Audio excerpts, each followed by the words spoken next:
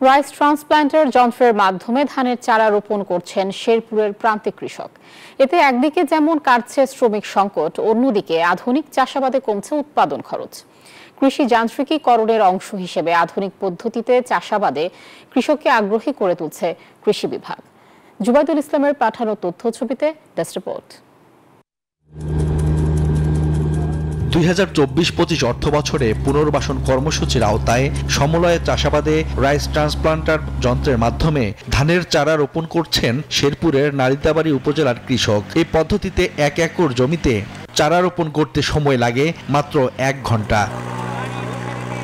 Bundle থাকলে প্রতি সেনমানিতে টাকা বাঁচবে। বিকাশ সেনমানি বান্ডেল কিনে জিতুন প্রতি লেনদেনে।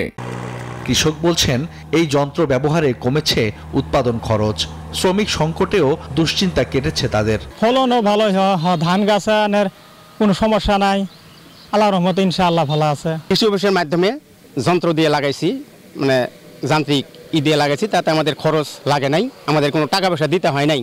এখানকার প্রতি গোছাতে শুল্পি দিছে, আমরা সেদিন গুনছি 50-55টা।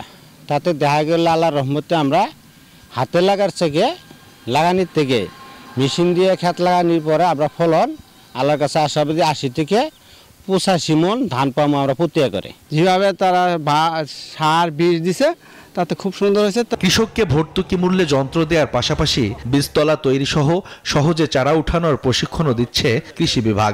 এছাড়া নালিতাবাড়ির 50 একর জমিতে বিনামূল্যে সার বীজ দেওয়া সহ চারা রোপণ করেছে উপজেলা কৃষি বিভাগ।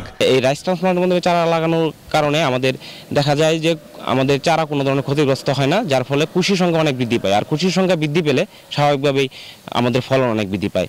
আশা করি এটা দিয়ে কৃষকরা উপকৃত হবে এবং আশেপাশের কৃষকরা উদ্বুদ্ধ হচ্ছেন বর্তমান ক্ষেতের অবস্থা দেখে। চলতি বোরো মৌসুমে লক্ষ্যমাত্রা ছাড়িয়ে আবাদ হয়েছে 92,000 হেক্টরের বেশি জমিতে।